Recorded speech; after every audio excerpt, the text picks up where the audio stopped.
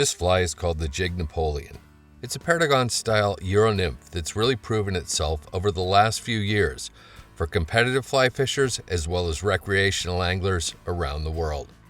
It's fairly easy to tie, durable, sinks like a stone, and can be tied in a wide range of colors. Here, we're going to go with orange. For a hook, a Lightning Strike JF2 in size 14 is a good choice, but it's easily tied down to an 18 and up to as big as you want to go.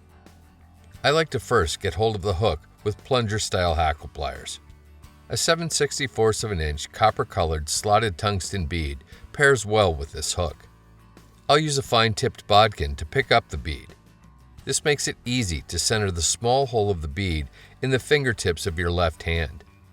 Having the hook in the hackle pliers allows me to easily sneak the point of the hook into that small hole, then slip the bead around into the hook bend and up onto the shank.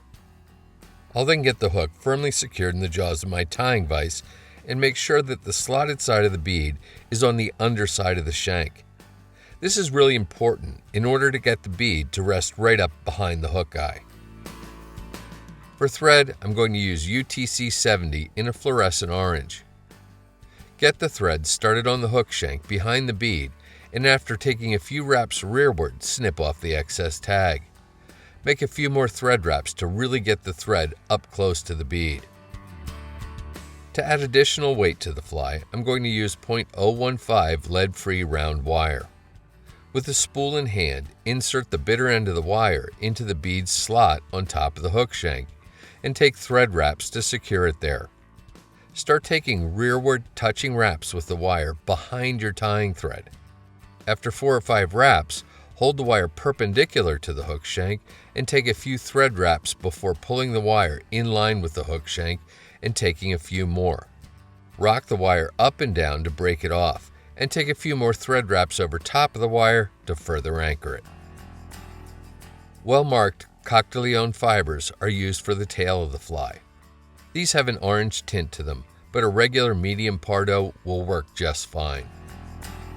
Pull down 6 to 8 fibers perpendicular to the stem, then pull the stem away to strip them free.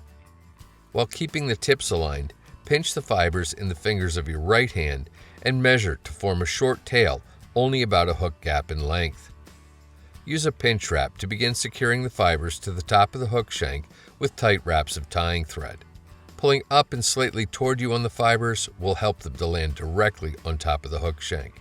Wrap all the way back to the start of the hook bend, then advance your thread forward to the back edge of the wire wraps and snip the excess Coq de Leon fibers off close.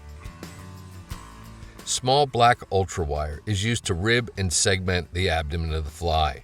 An 8-inch length will make numerous Napoleons.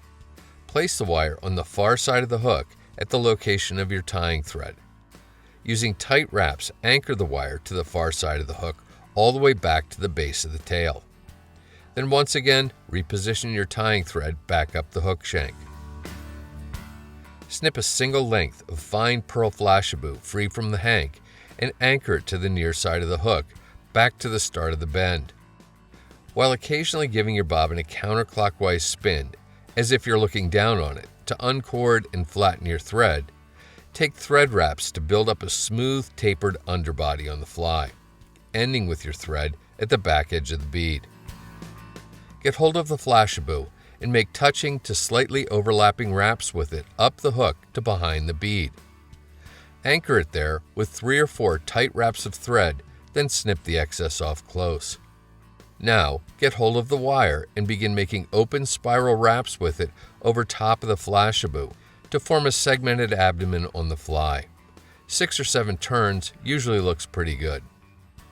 Anchor the wire behind the bead, then helicopter to break it off close and clean. Take a few more thread wraps to make sure that everything is locked down well. Wind your tying thread forward to create a smooth, lightly tapered orange collar on the fly. Most of this will be covered up fairly shortly. Get hold of your whip finish tool and use it to do a 5 or 6 turn back to front whip finish, then seat the knot well and snip or cut your tying thread free. Next, load a bobbin with a spool of black UTC 70 Denier. Get the thread started on the shank a little ways behind the bead and snip the excess tag end off close. Build up an ample black band, but leave a nice thin orange stripe right behind the bead. Once you're satisfied with the look, again, pick up your whip finish tool and perform a 5 or 6 turn whip finish, then snip or cut your tying thread free. This is the best method I've found for creating a very thin hot spot collar without tiny thread tags sticking out everywhere. To coat the fly, I'm going to use a 3D modeling resin. It comes in a fairly large bottle, which can be hard to deal with, so I've poured some of it into an empty contact lens solution bottle. It has a very fine little tip on it, so I can squeeze out just a small amount at a time. And yes, I've made sure that the bottle is correctly labeled. Because I've had some pretty nasty reactions to UV cure resins, I position a fume trap for soldering right up near the fly, then turn it on. I'll then squeeze a small amount of resin into a dish or onto a piece of aluminum foil. Little disposable makeup applicators work incredibly well for first picking up and then applying a light skim of resin to the entire body of the fly. A quick shot of UV light will set this first thin coat of resin almost immediately. A second light coat of resin will further smooth out the body of the fly. Make sure to give this layer a really ample bath in UV light.